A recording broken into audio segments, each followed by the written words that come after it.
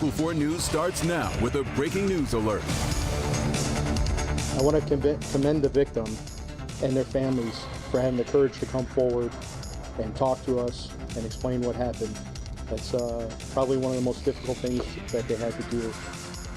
That breaking news, police updating us less than an hour ago. A teacher at Highland Park has been charged with sexual assault, and they say the victim was a 12-year-old student at the school.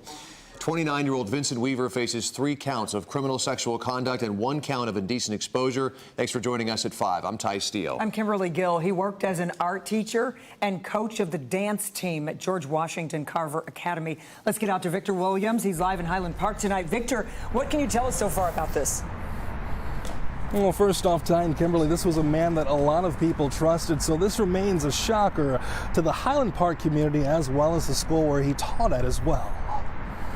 You understand your rights? Yes, I do. Yes, Your Honor. Former Highland Park teacher Vincent Weaver virtually appearing in court after being arrested on sexual misconduct allegations with a student. Any contact, inappropriate contact, occurred on school grounds. The 29-year-old George Washington Carver Academy educator is accused of grooming and having inappropriate relations with the 12-year-old student.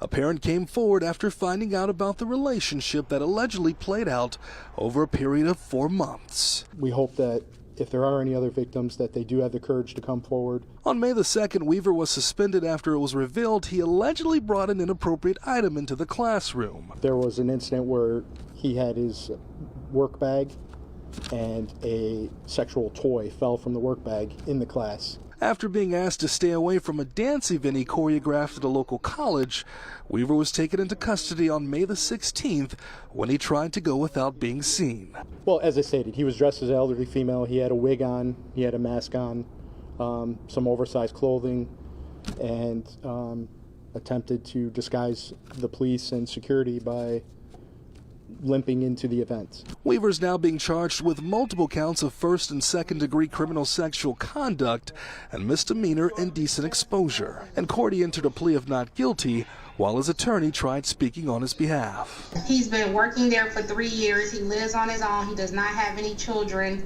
and he does not have a previous record.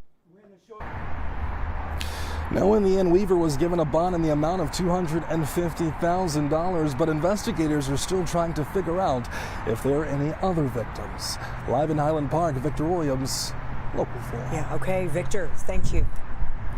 Exactly 5 years ago today, tens of thousands of people living in Midland County were scrambling to leave their homes after all this. A wall of water came rushing in. The Edenville Dam failed, overwhelming the dam. The damage was extensive and costly, as you can imagine. Leaders promised a fix was coming, but take a look for yourself.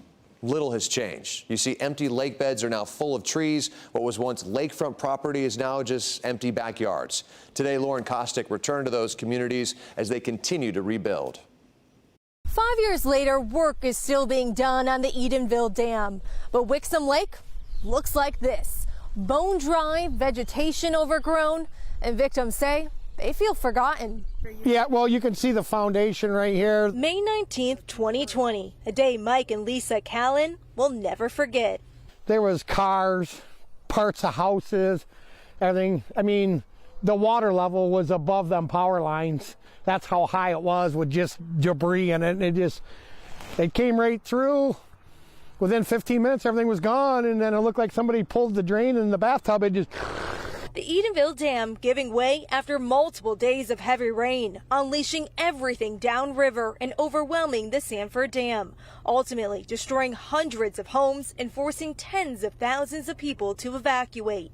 In Midland, severe flooding. As we were leaving, it was waist deep. For Kurt Yockey, dreams, savings, memories, all washed away. Every picture I had of every family member, I had some videotape, everything was ruined, and it all went out onto the curb. Reports and investigations confirm the dam failure was preventable. The former owner even found liable for millions of dollars. However, a lawsuit against the state is still ongoing years later. As for Mike and Lisa, do you feel somewhat forgotten? Yeah, oh yeah, for sure. The couple has since rebuilt up the hill. Their empty lot now for sale, but no one is buying, leaving them with a double mortgage and the added cost of also rebuilding the dams. The state of Michigan don't want to, take no responsibility whatsoever. You know, kick the can and brush underneath the rug. It's crazy how they can do stuff like that, you know. A painful chapter they and so many others are ready to close. You know, we're still here. We're not going nowhere. According to Four Lakes Task Force, who is in charge of rebuilding these dams, they expect Wixom Lake to be restored in 2028 and Sanford Lake in early 2026. Reporting in Midland County, Lauren Kostick, Local 4. Thanks, Lauren. That same group is estimating all 4 dams will be complete by the year 2027. Well, we still don't know what happened in the moments before a rollover crash and a deadly shooting on Detroit's west side, but police tell us a person of interest is under arrest. This all started as a 911 call around 10:30 this morning. The call said someone was shot inside a home at 7 Mile and Greenfield Roads. Short time later, a call rolled over and crashed. You see it laying right here, about a block away after being hit by another driver. Police do believe these incidents are connected, but have not yet explained how. We're told the shooting victim did not survive. Secretary of State Jocelyn Benson has received a formal warning after she violated the Michigan Campaign Finance Act. Attorney General Dana Nessel says Benson broke the rules by holding a news conference in a government building to announce her gubernatorial bid in January. Benson says she invited reporters inside because it was too cold outside. While Nessel, I should say, confirmed the violation, the law doesn't allow her office to impose any penalties. The Attorney General can only urge Benson to avoid future violations. So far, there's been no response from the Secretary of State. Here are some live pictures from the White House today. President Trump has been busy after revealing he had a 2-hour phone call with Russian President Vladimir Putin. In a post on social media, the president says that phone call is leading the way for a ceasefire negotiation with Ukraine.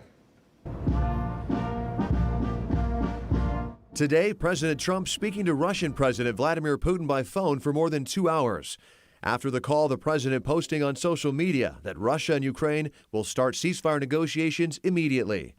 President Trump also posting that he has told Ukrainian President Volodymyr Zelensky and European leaders about these talks. And I think some progress has been made. It's a terrible situation going on over there. 5,000 young people every single week are being killed. Russian media describing the conversation as informative and useful. Vice President J.D. Vance also weighing in on the talks ahead of today's call. If you're willing to stop the killing, the United States is willing to be a partner for peace. That's been the proposal to the Russians, to the Ukrainians. The high-stakes phone call coming after a deadly weekend in Ukraine. On Sunday, Russian drones rained missiles down on Ukrainian civilians. Officials saying one woman died and several others were injured. The attack is being described as one of the worst since Russia invaded Ukraine more than 3 years ago. Meanwhile, on the campaign trail, President Trump claimed he could end the war between Russia and Ukraine on day 1 of his term. Now he's underscoring the need to end it as soon as possible. We got to get it done. In the past, President Trump has appeared to favor Russia and has demanded concessions from Ukraine. We're not in a good position. But recently, the president taking a tougher stance with Putin, including even threatening Russia with new sanctions. Last week, Zelensky showed up for peace talks in Turkey, but Putin did not. Now, seizing on the momentum of today's call, President Trump noting that the new Pope, Pope Leo XIV, has said the Vatican would be interested in hosting negotiations to end the war. And after the call, President Trump also said when the war ends, Russia wants to do large-scale trade with the United States. Former President Joe Biden is opening up about his recent prostate cancer diagnosis. In a social media post, he shared, "Cancer touches us all. Jill and I have learned we're strongest in the broken places. Thank you for your love and support."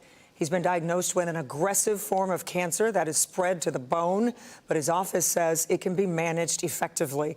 Biden and his family are currently looking into treatment options. All right, let's get a check on the weather right now on this Monday evening. Live pictures here from our Belleville sky camera. We've managed to see a few peaks of sunshine today, just a few, but it seems the clouds are sticking around, as you can see. There's also rain chances as we inch closer to the Memorial Day holiday. That's right, it's right around the corner. Let's get over to 4-1 meteorologist Ron Hilliard. He's in for Kim Adams tonight. Hi, Ron. Hi, Kimberly and Ty. We are some 10 degrees cooler than average at this point in mid-May. Here's a look into Huntington Woods and Royal Oak.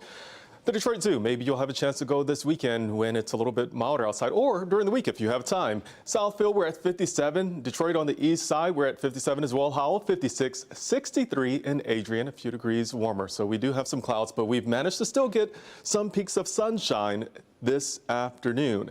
Now, looking to the heartland, the plains, they have showers of thunderstorms firing up. It's those storms and those showers which will make their way east and get into Metro Detroit as we get into tomorrow. So again, some of these storms right now pretty active and causing even some severe weather as you go into portions of Iowa and Missouri and going on down into Kansas. So right here in Metro Detroit, we are going to be dry in the morning tomorrow, but it's the afternoon hours when we start to see that increasing chance of rain showers, and those chances of rain, well, they go beyond tomorrow. So we're going to see them Tuesday, Wednesday, Thursday, and a couple of sprinkles, maybe even into our Friday. We have the cool weather sticking with us. That full forecast is coming up. Kimberly, Ty.